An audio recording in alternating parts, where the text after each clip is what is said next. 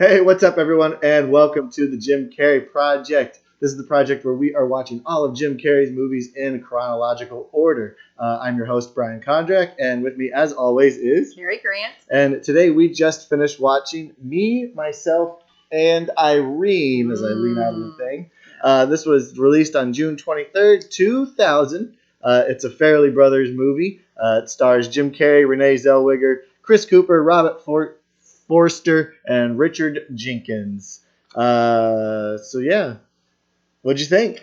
I liked it. What about all the they didn't list all the boys. No, they didn't list any of the boys. I feel like they're a good part of the movie. Yeah, they play a big chunk of it. I mean, it's kind Who of were those actors? Can we see those? Yeah, that is Jared Mixon was Shantae Jr. Anthony Anderson was Jamal. We've seen him in a lot of stuff.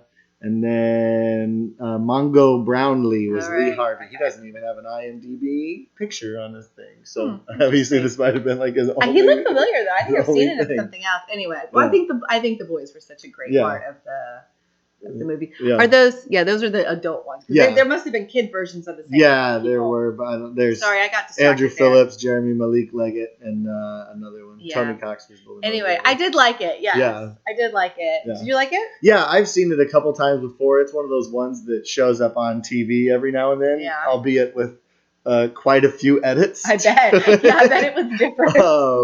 So it's definitely got some parts that are taken out. Yeah. But yeah, it's. I think it's a real funny movie, and it's a real good dive into Jim Carrey's comedic career again. Yes.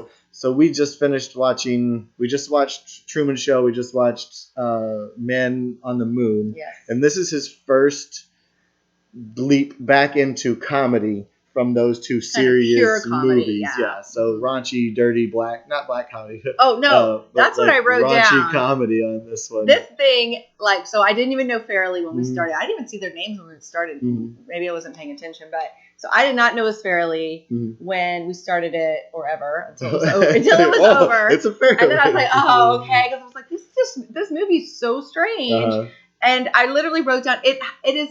It's like they threw like 4 or 5 genres together in one movie. So I wrote that it's like a crude or dirty comedy. I don't know what you consider that to be. It's definitely a rom-com. It is kind of like a black movie. Yeah. And it's also a detective movie. Yeah. Like they're like anything they can get in, they get it. And they totally like accepted that fact. Like so like for instance, like especially toward the end when the 3 sons who are sort of that's where the black sort of comedy comes in. They would put rap music on, or they and then they cuss so much, and the rest of the movie doesn't have much cussing in it. But when they're there, it's like it's a whole different. This, I mean, I'm not gonna say it all, but it's all like it was just so strange how they did that. Yeah, they really changed the tone of the movie anytime that they're in the screen or on there. Even though they're so smart and they are these characters that are genetically superior to being so smart. It's like it's good genes. Yeah. But it is just so like I love their ghetto is the term that I love their trash talking ghetto about like chemistry and biology and like how they speak German and like it was hilarious. That's really hilarious. I mean I didn't even know that was in there. I kind of I've seen it maybe once or twice and maybe on TV. I doubt I saw that like a dirty version of it with the cuss words and stuff. It's probably been a clean one on TV. So that really like I thought that was really clever and funny how they did that. Yeah. But even like the rom-com part, like sometimes when it's just whoever it was, like not Hank, I guess Charlie, the good version of the schizophrenia and Irene. I mean, it flips into a rom-com sometimes. Like definitely. Truly, like in the train station, I got that vibe, and. I don't know. There was a couple other parts, like a serious like conversation, like walking through like beautiful countryside. I'm having these moments of real connection. Yeah. If you didn't know or you have not seen Me, Myself, and Irene, Jim Carrey is going through some emotional stuff and has a snap in his personality, so he basically becomes Charlie, the regular guy, and Hank, he splits into the cool, too good for you kind of jerk kind of character. So if that was confusing, just making sure that anyone who has seen it. So he's diagnosed as like schizophrenia and multiple personality Yeah. disorder. And Yeah. so you were talking about it. Even there's moments between Charlie and Hank, or Charlie with Renee, or Hank with Renee Zellweger's character, where it is very endearing and it is very like, oh, he's trying to be romantic, but in his like disgusting Hanky kind of way, versus Charlie's sweet demeanor, which we get a lot of. So it's interesting. It's real funny. Yeah, I feel like they must have done it so purposefully of like, okay, like how many genres can we get in this movie? Like how funny will that be? Yeah. Like I get to see themselves cracking themselves up as they're like, oh yeah, let's throw this in there or whatever. It's intense. It's a lot. There's a lot going on in this movie. Almost too much at some points. Yeah. But it seems like it's just filler. But it definitely has moments where, oh yeah, this is definitely a Farrelly comedy. This is definitely a Jim Carrey thing. So this is his second movie with them, with the Farrelly brothers. The first was Dumb and Dumber. Okay. So you can definitely feel some similarities to it.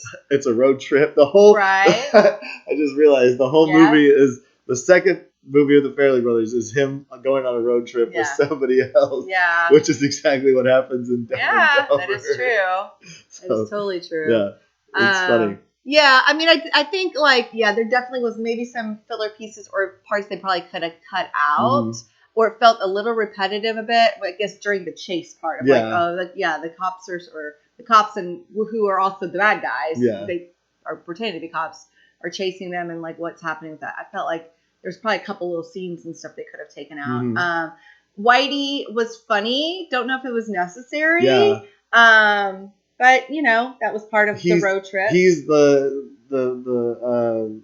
ghost in the he's the ghost in the machine.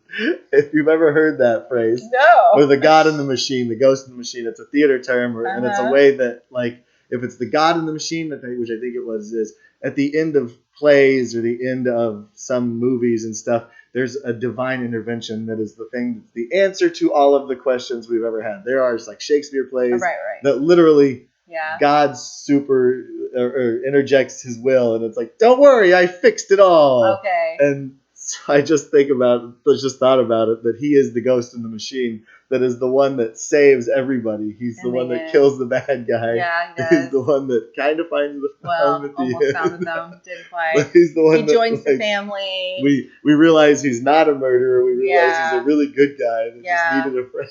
Yeah, which is good. I mean, it's just so funny that he's the albino. Yeah, I know. I mean, it's just like, can we get a midget in there? Can we, or a small person, sorry. Yeah. And can we, I don't know. Back then they probably said that. So, yeah.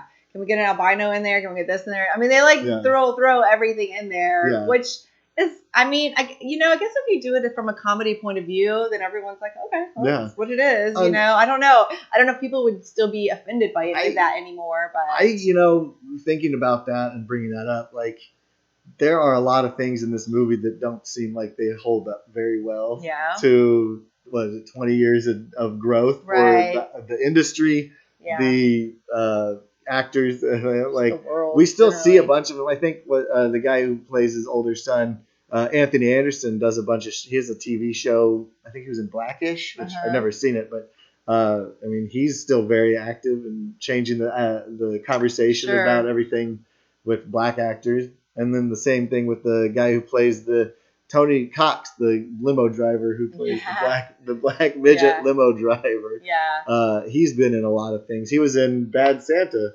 which is a great comedy that comes out. Yeah, I see him in a lot of stuff for sure. So, but I mean, they even like point that out in the beginning of he's like, saying that, I don't know, we could take a check or something because I'm black. Yeah, you people. I thought he meant small people at first. And then they said, no, I mean like limo people. I don't know. It's just interesting, I guess, political commentary on sort of where it was then versus how we see it and where it is now. And, it was definitely on the radar back then, but maybe not quite as intense as it is now. I don't know. It was interesting. Yeah.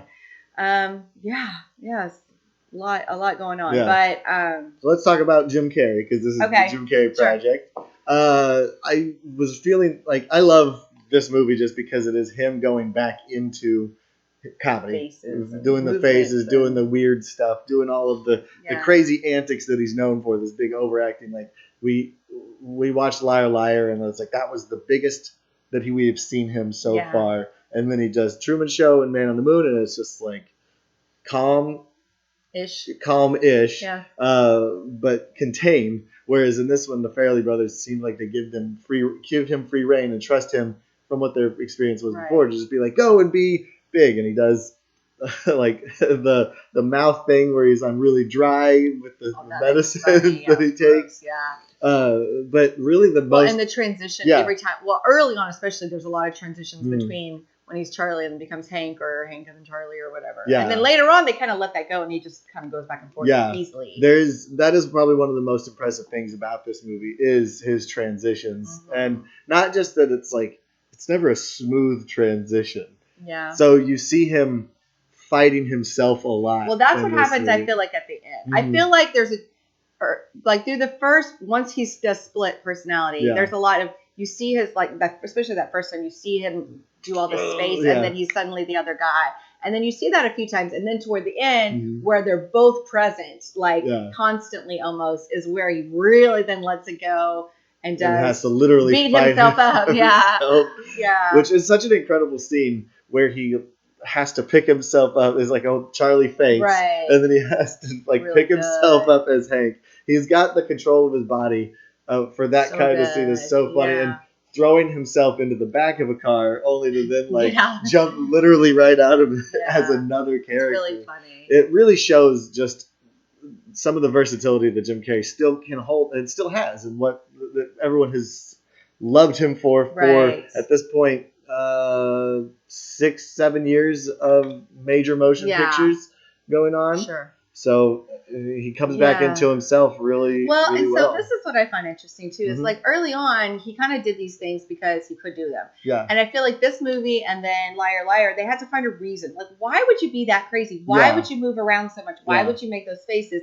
So Liar Liar was because he was, lying and fighting himself on the line, and now he has a split personality. Yeah. And he's again fighting himself. Weak versus strong. Yeah. So it's like it's interesting that they're like, okay, you're great at all this, but like we need a reason for it. And which is this is a great reason. Like if you're multiple personalities, you're fighting. You're not in control of your body, and that's what he always looks like, and that's what is what makes it funny. It's perfect for this movie.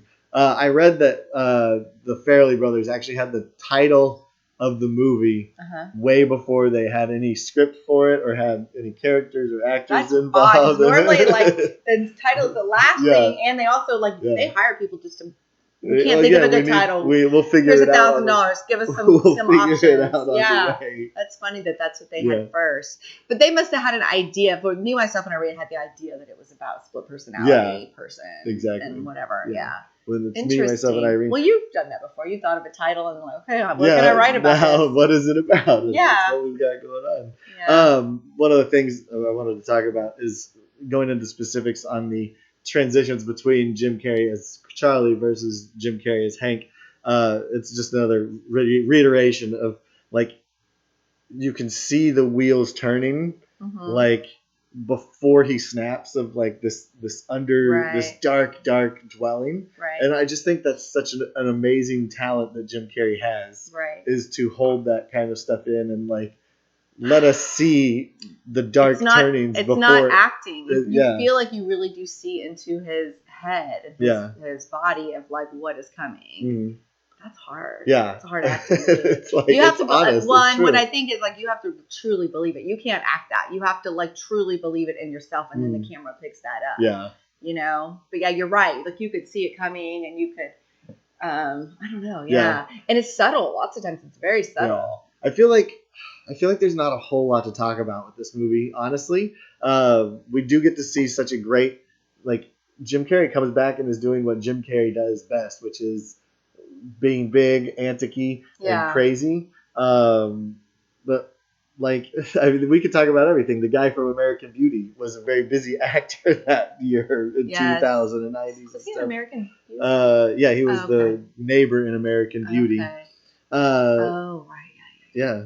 I just saw him in that Mr. Rogers' Neighborhood. Yeah. A Beautiful Day in the Neighborhood. Beautiful Day in the Neighborhood. Was like an old, kind of nice guy who kind of comes around at the end. But Yeah, I mean, so I wrote down some interesting things. Mhm. Like, I mean, early on, it was just like, why is everyone an asshole in the whole Yeah. movie except for Charlie? Yeah, Like, everyone- literally everyone's an everyone's asshole. a jerk. Everyone's Yeah, which like I the guess worst of was what humans. you have to do to set it up that why he would flip. You Mhm. know, like his neighbor's horrible, like lets his dog take a crap on his lawn, Yeah. and nobody respects him, and little girl in town doesn't even listen to Yeah. him, and like, you know, everyone's just so horrible. Yeah, they're terrible. They're Which then I terrible think people. it sets up in a way for Renee Zellweger's character, who like appreciates the Charlie. Like maybe that's kind of the idea, is that she helps him get to this point where he can kind of join back together again, because finally someone like accepts him and appreciates the nice guy in him, you know. Yeah. And you know, you're isn't not just walking all over him. Yeah. Isn't just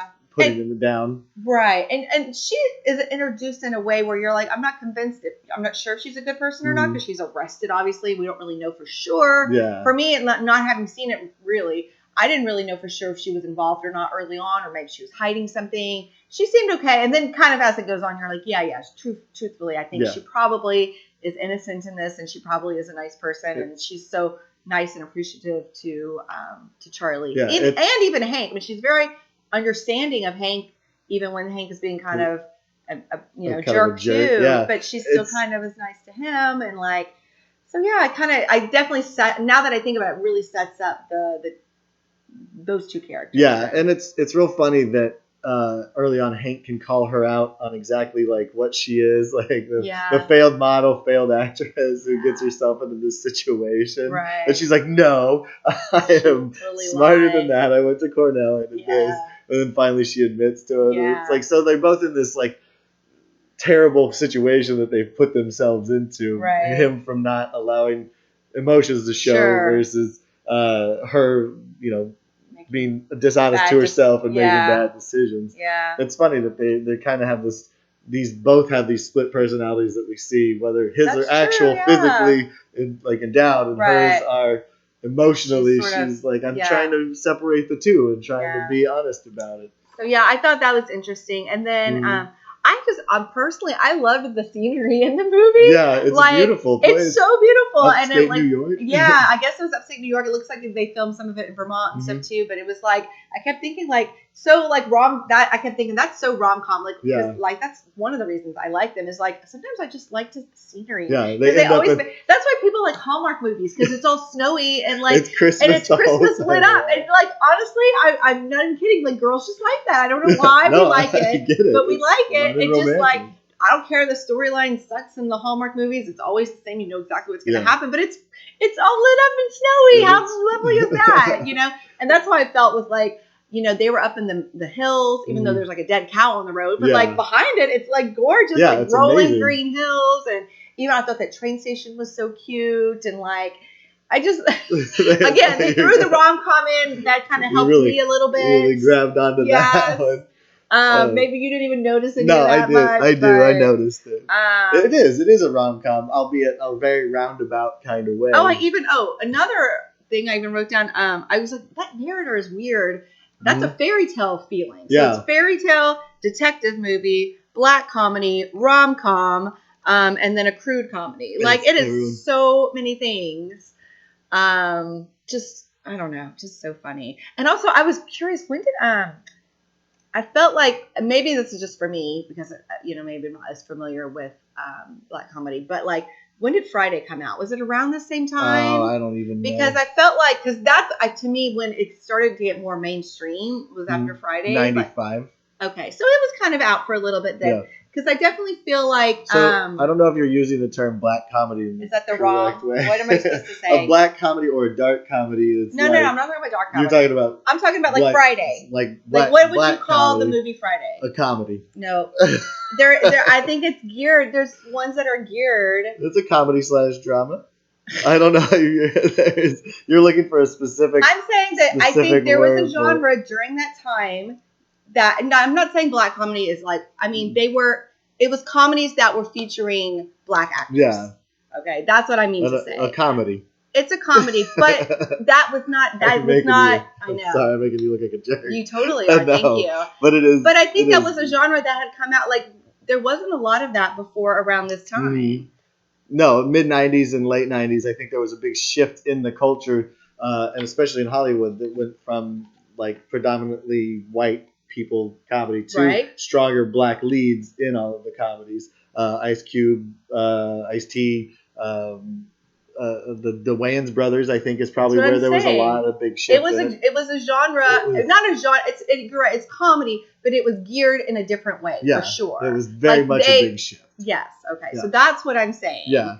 Don't try to make me look like an asshole. And I don't know what the correct term is. There might not be a term for it, but look it up. But it definitely there was movies that had just come out, and what that part of they were doing was pulling from that. Mm-hmm. I mean, yeah, for all of those kind of moments where it was like all of his kids hanging out when they were together, and all of that. Yeah, right. No, I get it. Or even like stand-up comedy, like they even watched Richard Pryor at some point, which is different. Mm-hmm. You know, especially during that time. Now I don't really see a difference as much. I feel like they've, you know, like there's, you can sort of talk about what you know. I guess comedians do, and so. But I think at the time, I think black comedians were trying to differentiate themselves in the way that they did their stand-up, and that's what people responded to. That's why they liked it. Yeah, you know, that's why people said Bill Cosby wasn't. I don't know, black enough or whatever it was, because it was like his stand-up was a lot different. Yeah, that's true. But then when he did the show, they were like, "What are you doing?" Yeah, so it's not the same thing. Let's get back on to Jim Carrey. One of the things that I think was real interesting about this movie is it's probably the raunchiest thing that he's ever done. No, not the stuff we've seen. What do you think is more raunchy than this one? The Sex and Violence Hour. Well, that's true. That one, he was the narrator, and he wasn't. He was still in it. He was in it, but when it comes to well-known movies, I think this one has pushed him in places that he was not very comfortable with. Like, why do you think he wasn't comfortable? Well, there's things he's talking about in some interviews that I read with the one scene that he was very uncomfortable with was the breastfeeding scene. Okay. Where he literally. Was it a real breast? It was a real breast. It was a real woman who was lactating. And he said it was probably the most humiliating thing. He said he felt humiliated for her. And he would actually like clear out the studio. Why do they really need one that was actually lactating? I don't have any idea. You don't need a real I don't know if that's to true. pretend. That's one of the things that I read on IMDb that it's it was a real boob, but it was really a boob, and it's like that's a strange. I thought it may be a prosthetic. I know, right? That's a strange thing to like do as an actor. It's like I guess it's no real different than a sex scene or anything like that. But it's like some people want Jim Carrey to suck on their boobs, I guess. So. I wouldn't mind. There you go. No, it's just funny. I think this was just kind of a culmination of a lot of the movies we've seen him in so far. To go back into the comedies, but still have some of the very dramatic parts that we're talking about with the rom-com and the love interest story and everything like that. So I don't know. I don't. Well, I didn't read anything about it, so I don't really know. You don't know where he was on any of that. No. I mean, yeah, I'm trying to think if there's anything else. I mean, it's that basically that he did specifically that seemed odd, but I don't. There was references. There was like that big.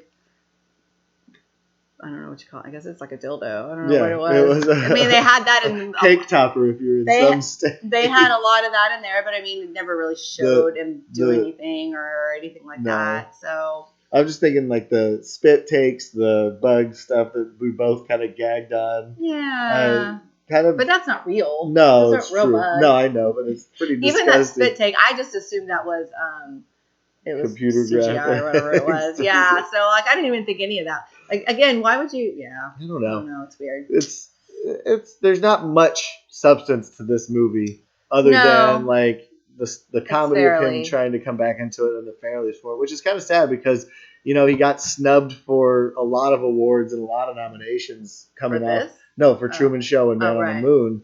So it's like he seemed to have this thing where he's like comedic.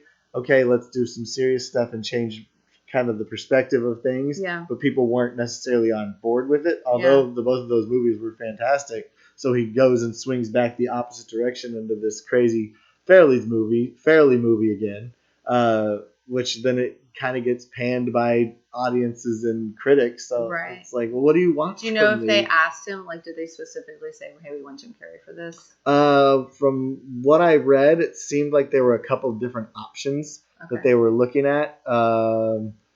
They were talking, who was it? Where was the production of it? So I feel like they had a couple of options. Okay, so they weren't just like, we wrote this for Jim Carrey. Yeah, no, I don't. I don't think though. There's not a whole lot written about it. There's not a whole lot discussed about it. Well, they've already worked with him, so you would think if they probably had him in mind somewhat. You know that they're like, well, of course, if we're gonna work with him, we'll be fine. So if we look at the trivia, it's a lot about Whitey's glasses were his real life glasses with a little thing on the end. Ad-libbed the moment when he asked his sons to kiss him, and then the scene where he's like 1, 2, 3, 4, 5, 6, he counts to 9. Yeah, 9 instead of. Well, that's what he always does. He always has his. He already's always thinking of like, what could I try that might be funny? Yeah, and I'm sure there's things he tries that isn't always funny too. Yeah. But one of the things that I think is funny, and this is more of a writing and a director thing, is that Hank whistles along with the soundtrack in multiple places, which is like.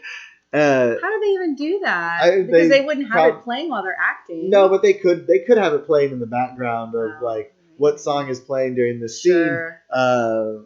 Or like it's funny that he breaks the fourth wall, but then his kids break the fourth wall at the end of the movie. We're like, thanks for watching our movie. Where they're not even like genetically related to him, but they are like the family is they're so smart that they realize they're in a movie or something like that. It's just like that's what I said. They'll just throw anything in that they want. There's no rules with the Farrelly movies. I feel like so. Bobby Farrelly played the priest on the other side of the confession booth, talking to Charlie. Really Peter Farrelly made the cows dying gurgling sounds. I don't know. There's not a whole lot to talk about with this movie. It's fun if you want to see.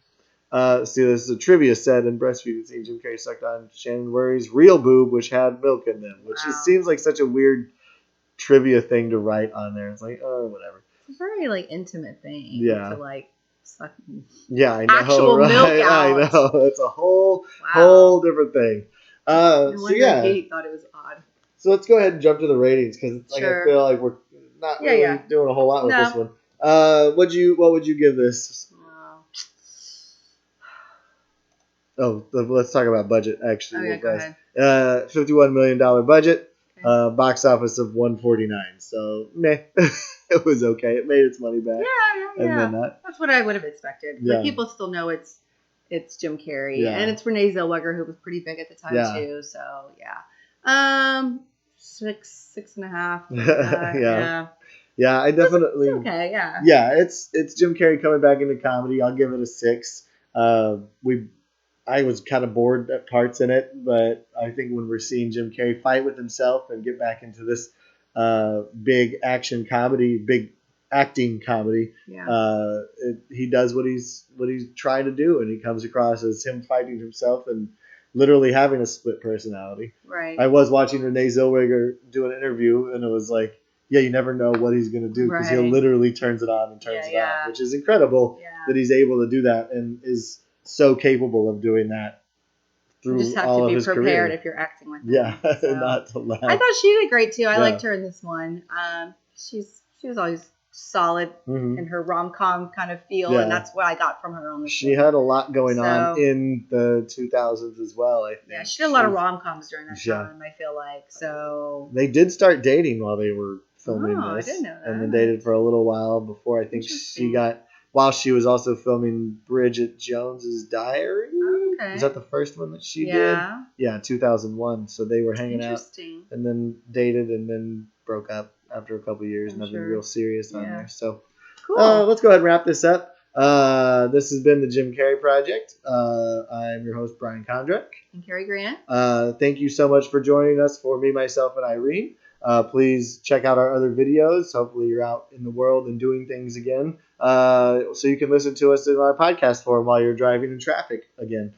So check all that stuff out. Spotify, Apple, iTunes, whatever it's called. And then please like and subscribe.